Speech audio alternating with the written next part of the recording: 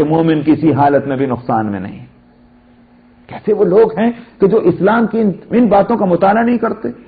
فرمایا کہ مومن کسی حالت میں نقصان میں نہیں. اگر نعمتوں کے اندر ہے تو شکر کر کے جنت کا مستحق بنا لے, اور اگر مصیبتوں کے اندر ہے تو صبر کر کے اپنے آپ کو جنت کا مستحق بنا لے. تو معلوم ہوا کہ نعمتوں کی حالت جو ہے وہ بھی ایک حالت ہے اللہ کی طرف سے گویا مقرر کی ہوئی. اس کو یہ سمجھنا کہ اس کا دین سے کوئی تعلق نہیں, دین والی حالت بس وہی ہے کہ جو پھٹی پرانی ہو, یہ میں کہتا ہوں یہ غلط ہے. تو مجھے بتلانا ہی ہے کہ یہ مت سمجھیے, اور میں اس لیے کھول کھول کر کہتا ہوں کہ پھٹی پرانی حالت کس کو اچھی لگے, کون تیار ہے, نہ اپنے واسطے نہ اپنی اولاد کے واسطے, کیونکہ دماغ میں یہ بیٹھ گیا. اس لیے اپنے بچوں کو کوئی عالم بنانے کو تیار نہیں, اپنے بچوں کو کوئی حافظ بنانے کو تیار نہیں, اپنے بچوں کو کوئی دین سکھلانے کو تیار نہیں. کیوں تیار نہیں؟ اس لیے کہ چاہتے یہ ہیں کہ جیسے ہم لوگ جو ہے دنیا کی زندگی گزار رہے ہیں, ہمارے بچے دنیا کے اعتبار سے ہم سے زیادہ اچھی حالت میں ہونے چاہیے. اب اگر ہم نے ان کو عالم بنا دیا, حافظ بنا دیا اور دیندار بنا دیا تو یہ پھٹی حالت میں پھریں گے, اور پھٹی حالت اچھی نہیں ہے, غلط ہے.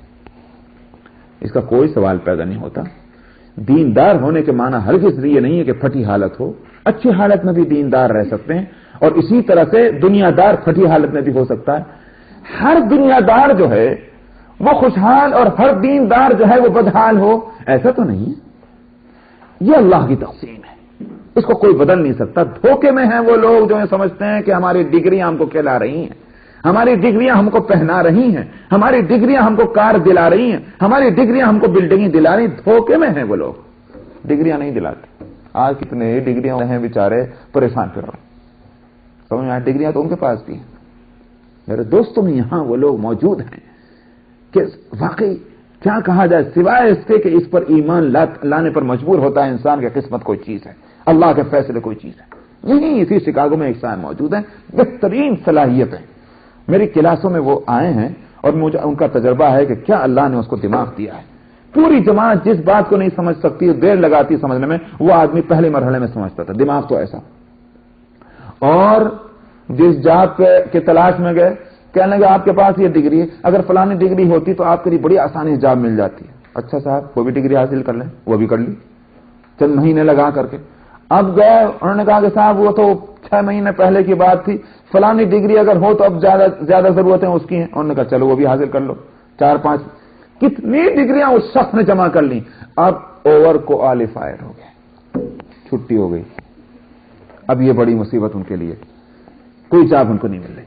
مجھے بتائیں کہ ڈگریاں اگر پیٹ پا سکتی تو اس کا پیٹ سب سے اچھی طرح بھرنا چاہیے تھا. یہ خدائی تقسیم ہے.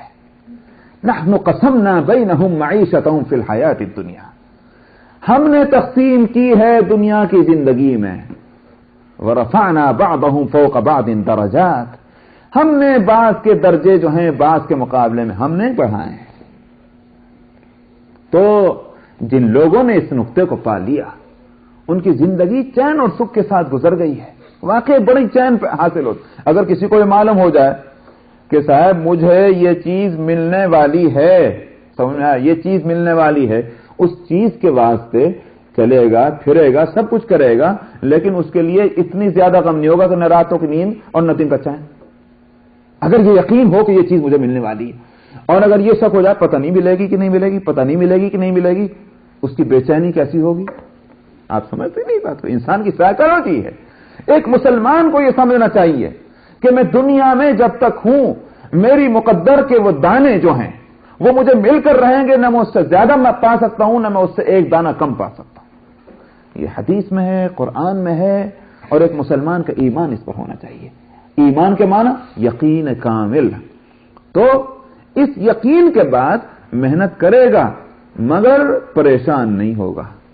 ہم جو پریشان ہوتے ہیں, اگر ہم نے یہ بات کہہ دی جاب چلی جائے گی, ہم نے یہ بات کہہ دی بزنس مارا جائے گا, ہم نے یہ بات کہہ دی گھر ہاتھ سے نکل جائے گا, یہ ساری باتیں ہیں, یہ اصل میں یقین کے اندر کمی ہے. اس واسطے شک میں ہم لوگ پڑے ہوئے ہیں. یقین جب پیدا ہوگا تو پھر کوششیں بھی ہوں گی, اور اس کے ساتھ زندگی میں چین اور سکھ بھی نصیب ہوگا. اللہ تعالیٰ عطا فرمائے یقین.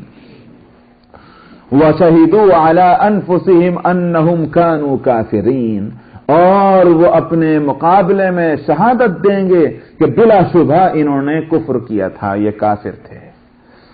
ذَلِكَ أَن لَّمْ يَكُن رَّبُّكَ مُهْلِكَ الْقُرَىٰ بِظُلْمٍ وَأَهْلُهَا غَافِلُونَ۔ فرمایا کہ یہ اس لیے ہوگا کہ یہ اس وجہ سے بیان کیا جا رہا ہے کہ آپ کے رب بستیوں کو ہلاک کرنے والے نہیں ہیں بر بناء ظلم۔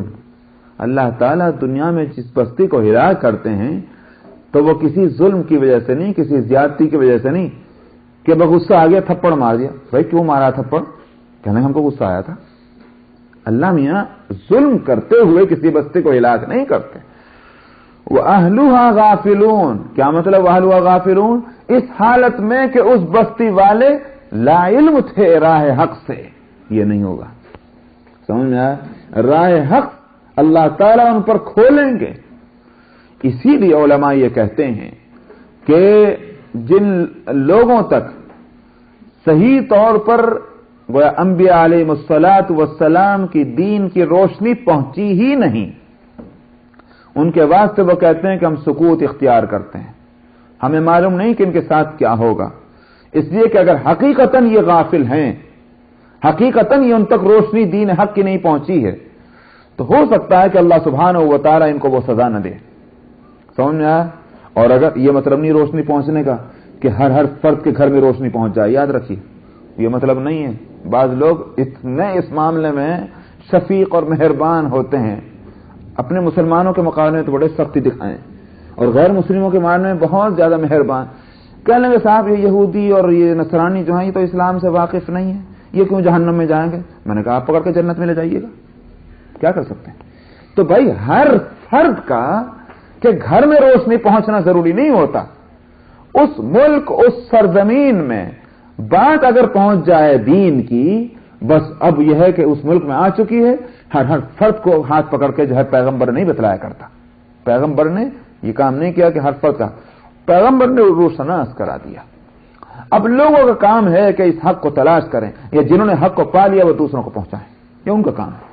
قانون نافذ ہو گیا۔ تو اسی طرح سے یہ ہے کہ جن بستیوں میں ایسا ہے کہ بستیوں کی بستیاں، کوئی سمندر کے اندر کوئی ٹاپو ہے، کوئی دنیا سے الگ ایک آبادی ایسی ہے کہ جہاں پہاڑ بالکل ایسے ہے کہ وہاں واقعتاً کوئی ہدایت کی صورت ہوئی نہیں کبھی بھی، وہاں کے بارے میں علماء کہتے ہیں کہ ہم سکوت اختیار کرتے ہیں۔ ہو سکتا ہے کہ اللہ تعالیٰ ان کی مغفرت فرما دے، ہو سکتا ہے کہ ان کو جو ہے وہ کیا نام ہے جہنم میں بھیج دیں، یہ بھی ہو سکتا ہے۔ دونوں کے لیے وجہ پائی جاتی ہے، ریزن ضرور پایا جاتا ہے، لیکن ہمیں معلوم نہیں۔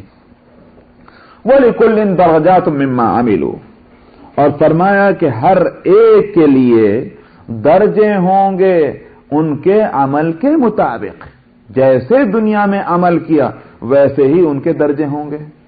کافر بھی، کافروں میں بھی آپ دیکھیے درجے ہوں گے۔ منافقین کا درجہ جو ہے سب سے اعلیٰ ہوگا۔ اعلیٰ کا مطلب کیا؟ مجرم ہونے کے اعتبار سے۔ ان المنافقین فی الدرک الاسفل من النار ولن تجد لهم نصیرا، کہ منافقین جو ہیں وہ جہنم کے سب سے نچلے طبقے کے اندر ہوں گے۔ دیکھیے مصیبتوں میں سب سے نیچے کا درجہ جو ہے وہ زیادہ مصیبت کا ہے، اور نعمتوں میں سب سے اوپر کا درجہ جو ہے وہ سب سے اعلیٰ ہوتا ہے، قاعدہ ہے۔ کیوں صاحب؟ جو گراؤنڈ فلور جو ہے وہاں کی آب و ہوا اچھی ہوتی ہے کہ وہ جو سب سے اوپر کی ٹاپ کی جو وہ منزل ہے اس کی آب و ہوا اچھی ہوتی؟ سمجھ میں آ نہیں ہے؟ سمجھتے ہیں آپ؟ ایک کئی منزل کی بلڈنگ ہو تو جو گراؤنڈ فلور پہ وہاں کی آب و ہوا اچھی ہوگی یا سب سے اوپر کی اچھی ہوگی آب و ہوا؟ ظاہر ہے کہ اوپر کی آب و ہوا اچھی ہوگی۔ تو جنتیں جو ہیں وہ اسی طرح سے درجے بدرجے ہیں۔ جنت الفردوس سب سے اوپر ہے، اور آگ میں آپ دیکھیں، آگ جس کی لپٹیں اٹھ رہی ہیں، زیادہ حرارت اوپر ہوگی یا زیادہ حرارت نیچے ہوگی؟ نیچے ہوگی۔ اس لیے جہنم کا نچلا طبقہ جو ہے وہ زیادہ مصیبت کا ہے اور زیادہ گویا تکلیفوں کا ہے، اور جنتوں میں سب سے اونچا درجہ جو ہے وہ زیادہ نعمتوں اور راحتوں والا ہے۔ اس لیے وہاں ہر ایک کے درجے ہوں گے اعمال کے اعتبار سے، تو کافروں میں بھی مختلف درجے ہوں گے۔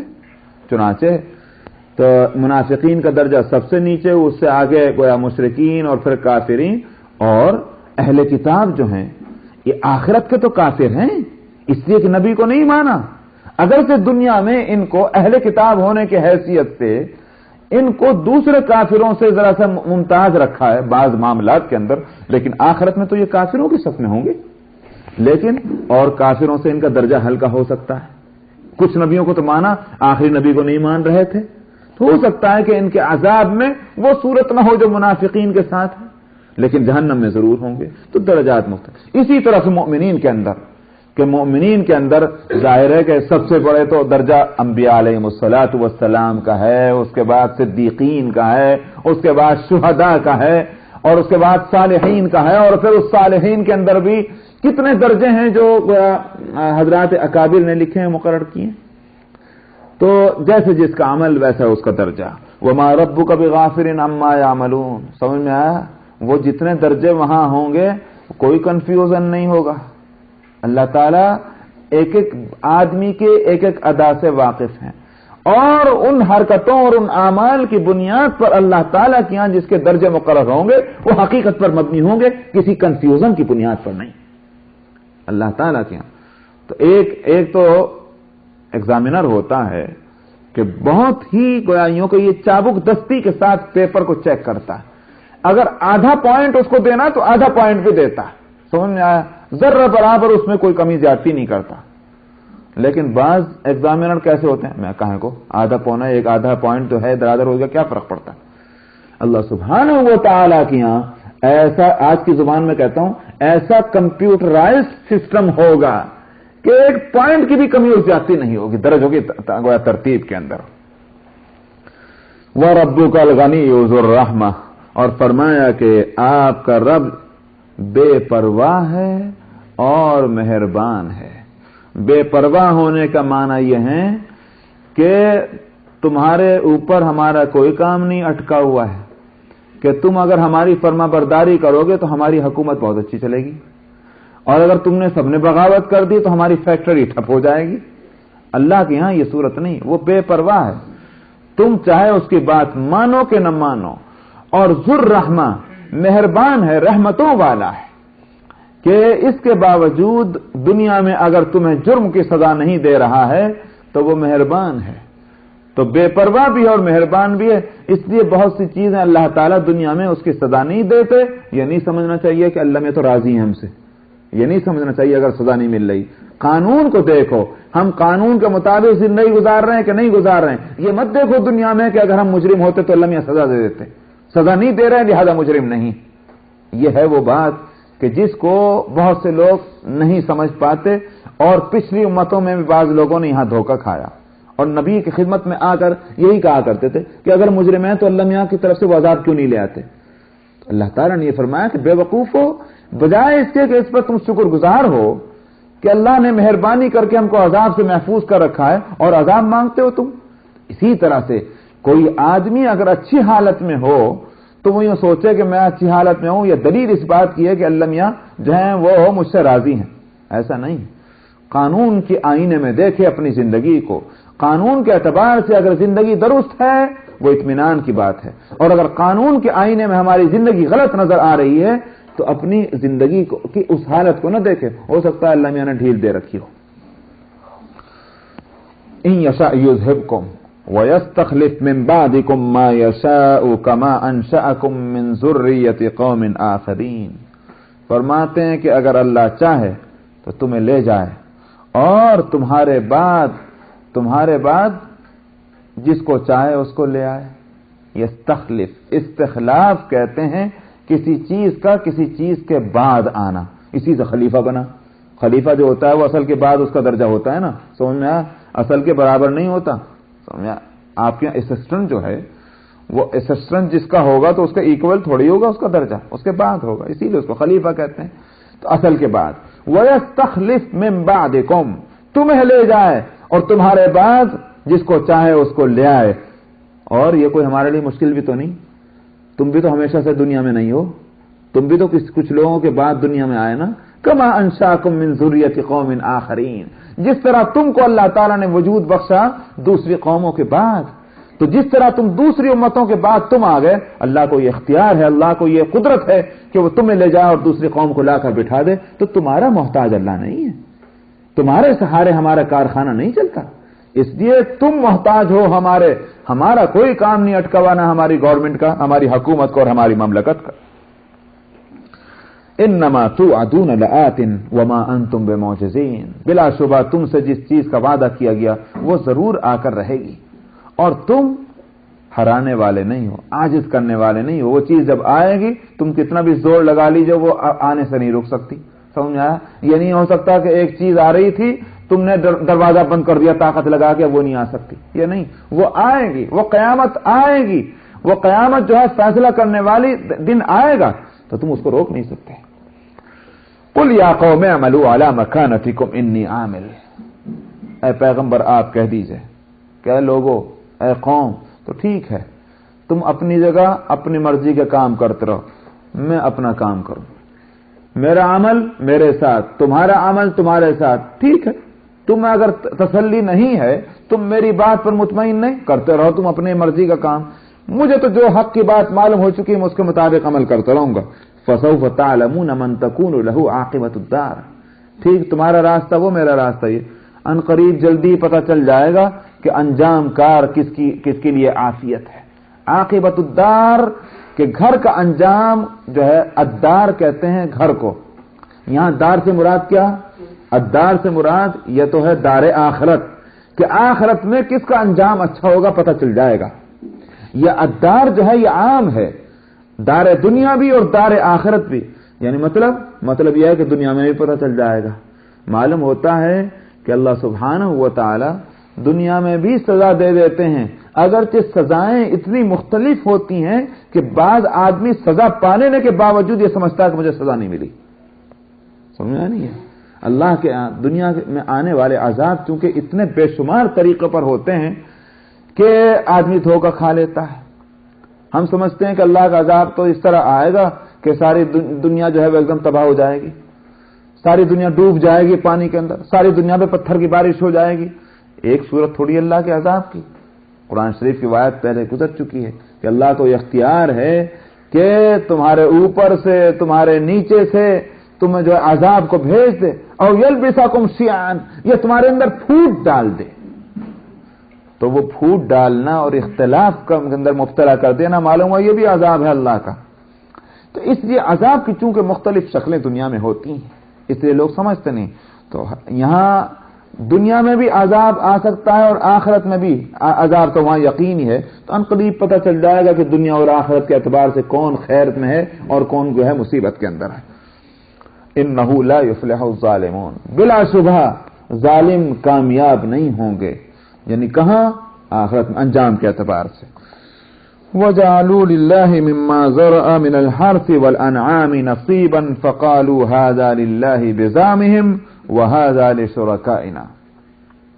یہاں سے مشرکین کے، عرب کے مشرکین کی، بلکہ حقیقت تو یہ ہے کہ دنیا کے بھر کے مشرکین یہی حرکتیں کرتے ہیں، تو مشرکین کی کچھ ایسی غلطیوں کو بتلایا جا رہا ہے کہ جس کو ہم آج پڑھیں تو مزہ کا خیز معلوم ہو، ان کو بتلا رہے ہیں۔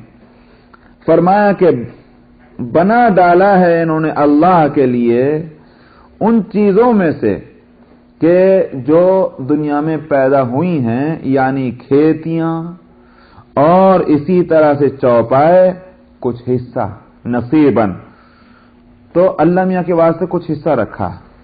یوں کہتے ہیں کہ ساری چیزیں اللہ کے لیے نہیں، ایک حصہ اللہ کے واسطے۔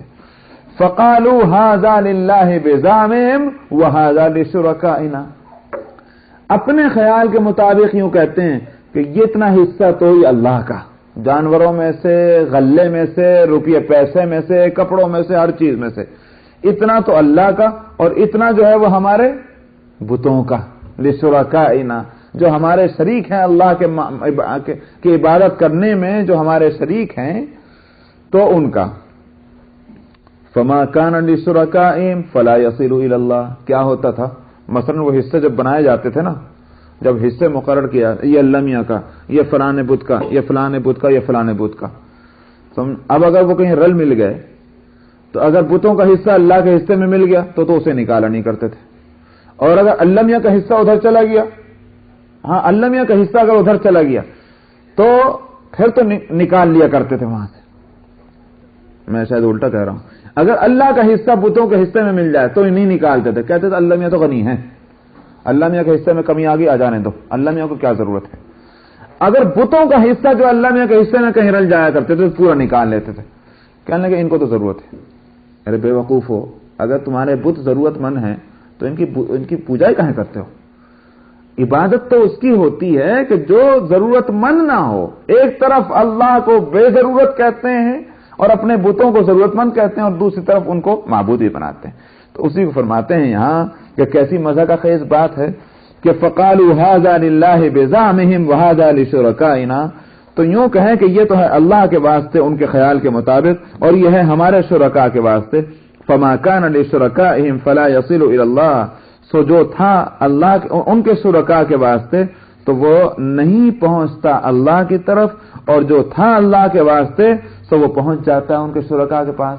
کیا مطلب؟ وہی رلنے ملنے سے. مثلا کسی دفعہ خیال ہوا، کہنے لگے اب کے مندر کو زیادہ ضرورت پڑ رہی چندے کی، اب کہ اللہ والا حصہ بھی مندری کو دے دو. سمجھ میں آیا؟ تو اللہ کا حصہ دے دیا کرتے تھے بتوں کا حصہ اللہ کے نام پر نہیں جانے دیتے تھے. ساء ما يحكمون، برا ہے جو یہ فیصلہ انہوں نے کیا. وَكَذَلِكَ زَيَّنَ لِكَثِيرٍ مِّنَ الْمُشْرِكِينَ قَتْلَ أَوْلَادِهِمْ شُرَكَاؤُهُمْ لِيُرْدُوهُمْ وَلِيَلْبِسُوا عَلَيْهِمْ دِينَهُمْ. فرمایا کہ اسی طرح سے خوشنما بنا دیا ہے مشرکین میں سے بہت سوں کے واسطے ان کی اولاد کے قتل کرنے کو. کنہوں نے خوشنما بنا دیا؟ ان کے شرکاء نے.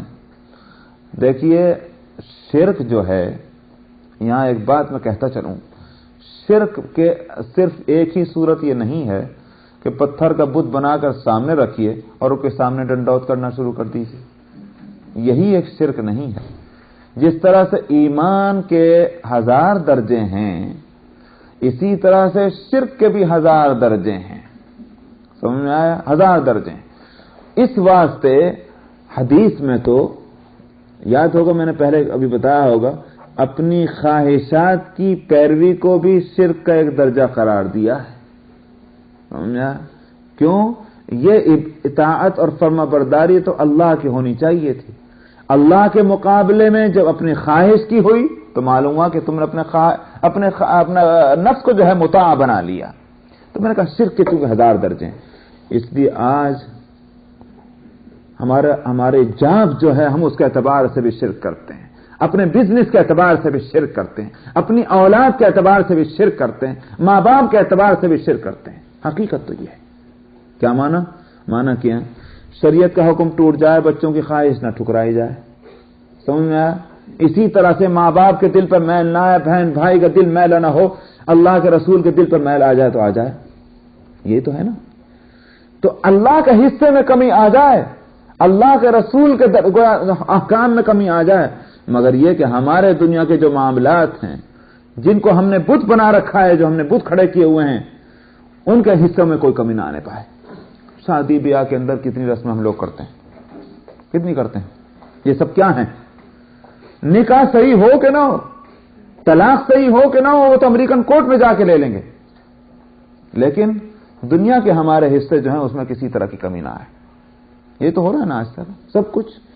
اسی طرح سے جنازے میت کا مسئلہ ہو کہ نماز ہوئی کہ نہیں ہوئی، کفن صحیح ہوا کہ نہیں ہوا، دفن صحیح ہوا کہ نہیں ہوا، مگر وہ جو برادری کی روٹی ہے وہ کسی طرح کمی نہ ہونی چاہیے.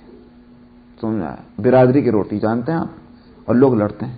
میں کہا کرتا ہوں ظالموں، اس روٹی کے کیا معنی، اس کھانے کے کیا معنی جو تم دوسرے دن یا تیسرے دن کھلا رہے ہو. نبی کریم صلی اللہ علیہ وسلم نے تو لوگوں سے یوں کہا کہ اپنے پڑوس میں اپنے دوست جس کے یہاں میت ہوئی ہو اس کی ہمدردی کرو، اس کو کھانا کھلاؤ جا کر. لوگوں سے کہا. ہم نے کیا کہا؟ نہیں، ہم تو خود ہی آ رہے ہیں تمہارے یہاں کھانے کے واسطے، اس لیے کہ ہمیں بہت خوشی ہوئی ہے کہ تمہارے یہاں میت ہوئی ہے. کیسے ظلم کی بات ہے. سمجھ میں آیا؟ اور وہ بیچارہ غمزدہ انسان وہ دوسرے دن جو ہے وہ لوگوں کو برادری کو بلا کر کھانا کھلانے کی تیاریوں میں لگا ہوا ہے. اس سے بڑھ کر کوئی شقاوت ہوگی؟ اور پھر بتائیں تو یہ کہتے ہیں کہ صاحب یہ جو ہیں یہ بے دین ہے. دین وہ ہے کہ جو محمد رسول اللہ صلی اللہ علیہ وسلم لائے.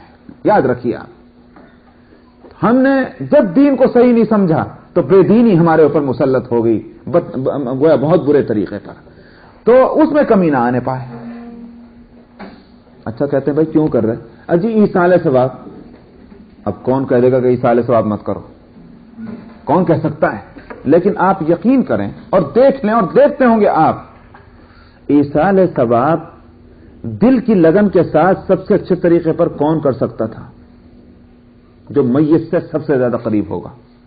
یہی ہے نا بھائی, بہن کو بھائی کے مرنے کی فکر غم ہوگا, وہ زیادہ اچھی طرح سے ایصال ثواب کر سکتی ہے. ماں کو اپنی اولاد کے مرنے کی زیادہ قلق ہوگا, ماں اچھی طرح سے ایصال ثواب کر سکتی تھی جو جتنا قریبی رشتہ دار ہوگا. مگر ہوتا کیا ہے, قریبی رشتہ دار تو لگ گئے کھانا پکانے میں, دور پرے کے لوگوں کو بلا کر آپ کہتے ہیں ایصال ثواب کر دیجیے. یہ کھیل نہیں تو اور کیا ہے؟ کوئی سینس ان ساری چیزوں کے اندر نہیں پایا جاتا. دنیا کے سارے معاملات میں ہم عقل استعمال کرتے ہیں اور دین کے معاملے کے اندر نہ عقل نہ نقل, اور لڑنے کو تیار ہے کس چیز کے واسطے. اس لیے سمجھیے آپ, دین جو ہے وہ اول تو عقل سے نہیں نقل سے ہے. قرآن اور حدیث میں مسائل بیان کر دیے گئے ہیں, جو اجتہادی مسائل ہیں وہ فقہا کی کتابوں میں موجود ہیں. یہ بات کہہ لینا کہ صاحب اگر یہ کام غلط ہوتا تو ہمارے ابا جان کیوں کرتے اور ہمارے دادا جان کیوں کرتے, مومنانہ جواب نہیں, مسلمانہ جواب نہیں, یہ جاہلانہ جواب ہے. قرآن پاک میں اس جواب پر بڑی نکیر کی گئی ہے. جواب معقول کیا ہے؟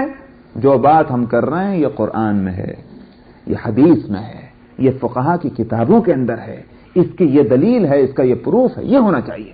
یہ کوئی دلیل نہیں کہ ہمارے ابا جان یہ کرتے تھے, ہمارے دادا جان یہ کرتے تھے. یہ کوئی دلیل شریعت کے اندر نہیں ہوتی. دنیا میں اگر آپ کے ابا جان انجینئر ہیں تو آپ بھی انجینئر ہی ہیں, آپ کیوں ڈاکٹر بنتے ہیں؟ اگر آپ کے دادا جان جو ہیں وہ عالم تھے تو آپ کیوں عالم نہیں بنتے؟ اگر ان ساری چیزوں میں ہم اپنے دادا جان کی پیروی نہیں کرتے, ان چیزوں میں کیوں کرتے؟ عقل کو استعمال کرنا چاہیے, سمجھ کو استعمال کرنا چاہیے. تو بہرحال حاصل یہ تھا کہ اللہ کے احکام ٹوٹ جائیں. اور میں آپ کو بتاؤں, یہاں تو خیر اللہ کا شکر ہے کہ یہاں اتنی غربت نہیں ہے اس ملک کے اندر, لیکن آپ کو میں یقین سے بات کر رہا ہوں, آپ یقین کیجئے گا میری بات کے اوپر, اس دوسرے دن کی اور تیسرے دن کی کہ برادری کے کھانے کے واسطے سود پر قرض لیے گئے. اچانک میت ہو گئی, اب کھانا تو کھلانا ہے, سود پر قرض لیے گئے. اب اس کو کیا کہیں گے آپ؟ مجھے بتائیے کیا چیز ہے یہ؟ اس کا نام دین ہے؟ یہ وہی بات ہے کہ صاحب برادری کے اندر ناک جو ہے یہ نہ کٹ جائے کہ صاحب لوگ یوں کہیں گے ارے صاحب انہوں نے دوسرے دن کھانے نہیں کھلایا, برادری کو بلایا ہی نہیں. یہ ہے وہ سارا تماشا. تو اس لیے دھوکہ دیتے ہیں وہ لوگ جو یوں کہتے ہیں کہ یہ دین ہے. دین ہرگز نہیں, اس کا تعلق دین سے بالکل نہیں. یاد رکھیے آپ, دین ہوتا تو پہلے اللہ سے پوچھتے, اللہ کے رسول سے پوچھتے صلی اللہ علیہ وسلم, فقہا سے پوچھتے, اور کسی طرح سے اس کو اس کا اچھا صاحب چلیے تھوڑی دیر کے لیے مان لیجیے مستحب کہہ لیجیے, مستحب کہہ لیجیے. آپ کتنے فرائض چھوڑتے ہیں, کتنے واجبات چھوڑتے ہیں, مستحب کی اتنی بڑی فکر ہے, اتنی بڑی فکر ہے آپ کو کہ اس پہ لڑائیاں لڑنے کو تیار. کہیں آپ نے جہاد نہیں دیکھا ہوگا آج کل, پہلے زمانہ چھوڑ دیجئے کہ صاحب مسلمان سے اس بات پہ لڑ رہے ہیں کہ صاحب یہ فرض نماز نہیں پڑھتے. کہیں دیکھا لڑتے ہوئے آپ نے؟ اس پہ کوئی لڑائی نہیں. رمضان کے آج کتنے مسلمان روزے نہیں رکھتے, مسلمان اس پہ نہیں لڑتے, کوئی نہیں لڑتا. ایک جگہ میں نے دیکھا ایک مسلمان اسی رمضان کے اندر ایک صاحب کے یہاں میں تعزیت کے لیے گیا, ابھی اسی رمضان کی بات میں کہہ رہا ہوں, تعزیت کے لیے گیا. کچھ لوگ بیٹھے ہوئے قرآن شریف پڑھ رہے اور ایک صاحب بیٹھے ہوئے سگریٹ پی رہے تھے, اور کوئی نہیں لڑا. میں یوں دیکھ رہا, شاید کسی کو تو خیال ہو کوئی تو لڑے, کوئی نہیں لڑا. تو فرائض اور واجبات کے لیے کوئی لڑائی نہیں, حرام کے لیے کوئی لڑائی نہیں, ان سب چیزوں کی لڑائی ہے. اس کو پھر میں کیسے کہہ دوں کہ یہ دین ہے؟ زیادہ سے زیادہ اگر آپ بہت ہی زبردستی کر کے مستحب قرار دے سکیں گے اس کام کو, کیوں نہیں لڑتے حرام چیزوں کے واسطے، کیوں نہیں لڑتے فرائض کے واسطے؟ اس لیے میں نے کہا کہ اس کا تعلق دین سے نہیں ہے، بالکل نہیں ہے بزرگوں دوستو، سوچا کیجئے ان باتوں کو، اللہ تعالیٰ اصلاح فرمائے۔ تو میرا خیال یہ ہے کہ ہم کو یہیں رکھ دینا چاہیے، ایک بھی بچ گیا انشاءاللہ بقیہ آئندہ ہفتے، وآخر دعوانا الحمدللہ رب العالمین۔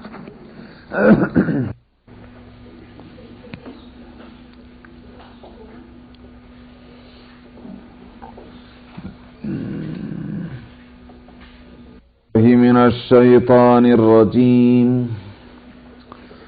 بسم اللہ الرحمن الرحیم، وقالوا هذه أنعام وحرث حجر لا يطعمها إلا من نشاء بزعمهم وأنعام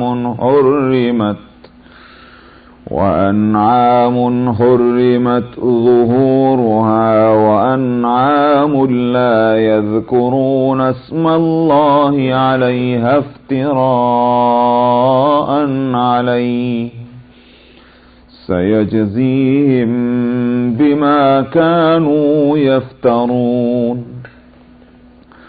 وقالوا ما في بطون هذه الأنعام خالصة لذكورنا ومحرم على أزواجنا وإن يكن ميتة فهم فيه شركاء سيجزيهم وصفهم إنه حكيم عليم قد خسر الذين قتلوا أولادهم سفها بغير علم وحرموا ما رزقهم الله افتراء على الله قد ضلوا وما كانوا مهتدين وهو الذي أنشأ جنات معروشات وغير معروشات والنخل والزرع مختلفا أكله والزيتون والرمان متشابها وغير متشابه كلوا من ثمره إذا أثمر وآتوا حقه يوم حصاده ولا تسرفوا إنه لا يحب المسرفين ومن الأنعام حمولة وفرشا كلوا مما رزقكم الله ولا تتبعوا خطوات الشيطان إنه لكم عدو مبين 8 أزواج من الضأن 2 ومن المعز 2 قل الذكرين حرم أم الأنثيين أما اشتملت عليه أرحام الأنثيين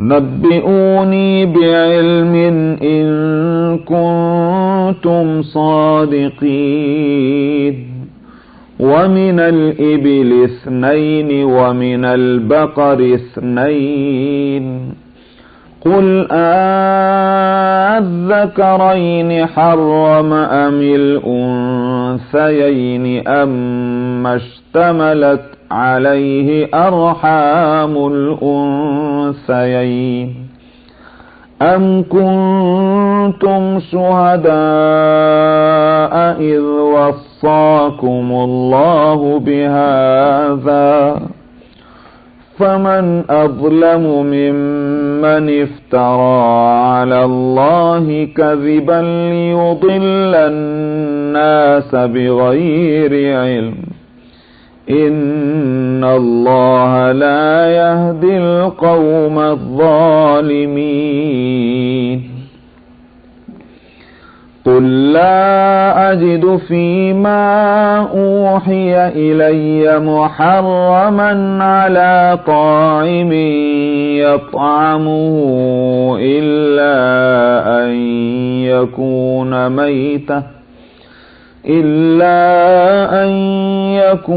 ميتة أو دما مسفوحا أو لحم خنزير فإنه رجس أو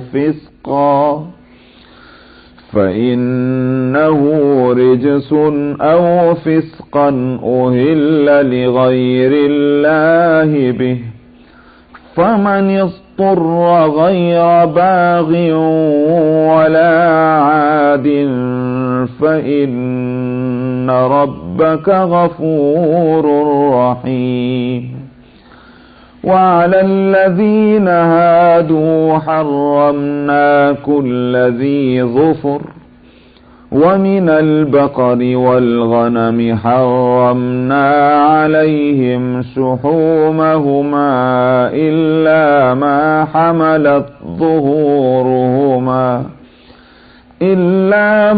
حملت ظهورهما أو الحوايا أو ما اختلط بعظم ذلك جزيناهم ببغيهم وإنا لصادقون فإن كذبوك فقل ربكم ذو رحمة واسعة ولا يرد بأسه عن القوم المجرمين صدق اللہ العظیم.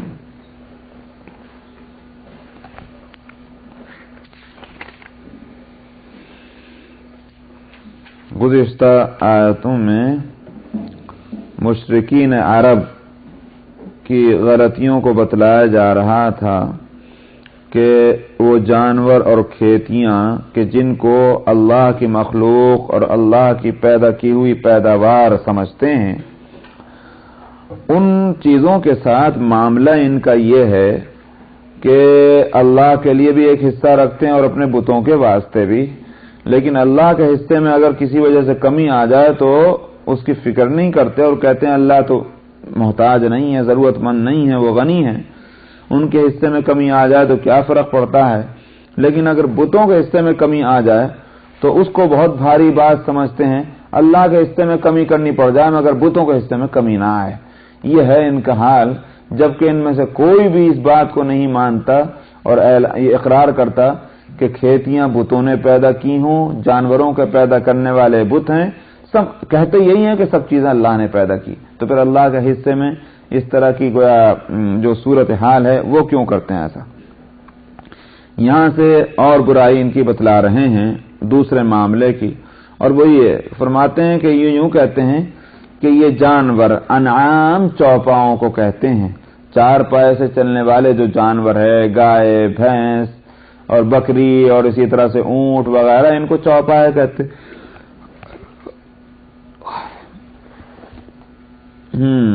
فرماتے ہیں اور کہتے ہیں یہ کہ یہ جانور اور کھیتی ممنوع ہے.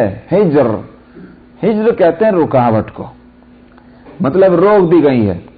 اب ان کو کوئی نہیں کھا سکتا، ان کو کوئی استعمال نہیں کر سکتا. لا يطعمها الا من نشاء بزعمهم، مگر جن کے بارے میں ہم چاہیں. ان کے اپنے خیال کے اعتبار سے انہوں نے یہ فتویٰ اپنے ہاتھ میں رکھا ہوا ہے کہ ہمارا فتویٰ جن کے لیے ہوگا ان کے لیے تو استعمال جائز ورنہ نہیں. بعض جانوروں کے متعلق سے کہ بھئی یہ اللہ کے بت کے نام پر چھوڑ دیا گیا جانور، سمجھ میں آیا، فلانے استھان کے لیے وقف ہو چکا ہے جانور، نہ اس پہ کوئی سوار ہو سکتا ہے، نہ اس کا دودھ استعمال ہو سکتا ہے، نہ اور کسی اور کام میں اس کو لایا جا سکتا ہے. اسی طرح سے فلانا کھیت جو ہے وہ فلانے بدھ کے نام پر، فلانے مندر اور دیول کے نام پر یا چرچ کے نام پر ہے، لہذا اس کھیت کی پیداوار کو کھایا نہیں جا سکتا۔ یہ ساری انہوں نے اپنی طرف سے گھڑی ہوئی چیزیں تھیں۔ اسی طرح سے دوسری غلطی کیا، وَأَنْعَامٌ حُرِّمَتْ ظُهُورُهَا، اور کچھ چوپاؤں کے تعلق سے انہوں نے یوں کہہ رکھا تھا کہ ان کی کمر پر سوار ہونا جو ہے وہ حرام ہے، یہ بھی انہوں نے خود اپنی طرف سے تجویز کر رکھا تھا۔ اسی طرح یہ بات بھی کہ وَأَنْعَامٌ لَا يَذْكُرُونَ اسْمَ اللَّهِ عَلَيْهِ افْتِرَاءً عَلَيْهِ، کچھ جانوروں کے بارے میں یہ کہہ رکھا تھا کہ اس کو جب ذبح کریں گے، کھائیں گے، کاٹیں گے، اس پہ اللہ کا نام نہیں لیں گے۔ ہر جانور پر اللہ کا نام نہیں لیا جاتا، کچھ جانوروں پر اللہ کا نام لیں گے، کچھ جانوروں پر اللہ کا نام نہیں لیں گے، کچھ متعین قسم کے جانور اپنی طرف سے مسئلہ تجویز کر رکھا تھا۔ افتراء علیہ، اپنی طرف سے گھڑ کر کے اس بات کو یہ انہوں نے مسئلہ بتایا۔ سیجزیہم بما کانوا یفترون، اور مسئلہ چونکہ اس طرح سے بتلاتے تھے جیسے سمجھنے سننے والے یوں سمجھیں شریعت کا مسئلہ اسی طرح سے ہے، اللہ میاں نے قانون ایسے ہی اتارا ہوگا، یہ صاحب جو بتلا رہے ہیں اپنی طرف سے تھوڑی بتلا رہے ہیں، مسئلہ تو مسئلہ ہی ہے بھائی، دین ہی کے اندر ایسا ہوگا۔ یہ ہے افتراء علیہ، مسئلے کو اس طرح بتلانا کہ لوگ اس کو اللہ کی طرف سے بتلایا ہوا سمجھیں، یہ اللہ کے ذمہ الزام ہے، یہ بہتان ہے۔ سَيَجْزِيهِمْ بِمَا كَانُوا يَفْتَرُونَ، سو ان قریب اللہ ان کو بدلہ دے گا جو کچھ دنیا میں یہ گھڑتے ہیں باتیں۔ دو باتیں ہوئی ان کی طرف سے، وَقَالُوا مَا فِي بُطُونِ هَٰذِهِ الْأَنْعَامِ خَالِصَةٌ لِذُكُورِنَا وَمُحَرَّمٌ عَلَىٰ أَزْوَاجِنَا وَإِن يَكُن مَيْتَةً فَهُمْ فِيهِ شُرَكَاءُ، خاص قسم کے جانور جیسے پہلے بھی ذکر آ چکا کہ صائبہ اور وسیلہ اور حام وغیرہ اس طرح کے، ان میں سے کچھ جانوروں کے تعلق سے یہ گویا فیصلہ دے رکھا تھا، یہ فتویٰ سنا رکھا تھا کہ اگر کسی جانور کو کاٹا گیا اور اس کے پیٹ میں سے بچہ نکلا، مادہ تھی، فیمیل جانور ہے اور اس کے پیٹ میں سے بچہ نکلا، دو صورتیں ہیں۔ اگر بچہ زندہ نکلا تو کہتے تھے کہ یہ بچہ حلال تو ہے مگر عورتوں کے واسطے اس کی کھانے کی اجازت نہیں، صرف مرد کھائیں گے، سمجھا، عورتیں نہیں کھا سکتی اس کو، مرد کھائیں گے۔ اور اگر بچہ مرا ہوا پیدا ہو گیا تو یوں سمجھتے تھے کہ اس کو ہر ایک کھا سکتا ہے، مرد بھی کھا سکتا ہے اور عورتیں بھی کھا سکتی ہیں، حالانکہ مردار تو پہلے ہی حرام تھا۔ تو مردار جو تھا وہ تو سب کے لیے حلال، اور جو زندہ پیدا ہو جائے تو وہ کہتے تھے کہ جس طرح سے اس کی ماں کو ہم نے حلال کر لیا، یہ بھی خود بخود حلال ہو گیا ہمارے واسطے، اس کو الگ سے حلال کرنے کی ضرورت نہیں، لیکن اس کو عورتیں نہیں کھا سکتی، مرد ہی کھائیں گے۔ یہ ایک تیسری بات تھی۔ اور انہوں نے کہا کہ جو کچھ ان جانوروں کے، ان کا لفظ اس لیے کہ وہ متعین اور مخصوص قسم کے جانور ہیں، ان جانوروں کے پیٹ میں ہے خالصتن، یہ خاص ہے ہمارے مردوں کے واسطے اور حرام قرار دے دیا گیا ہے ہماری بیویوں کے اوپر، بیویوں سے مراد مطلب عورتوں پر حرام۔ وَإِن يَكُن مَيْتَةً، اور اگر وہ بچہ مردہ ہو فَهُمْ فِيهِ شُرَكَاءُ، تو وہ اس بچے کے اندر سب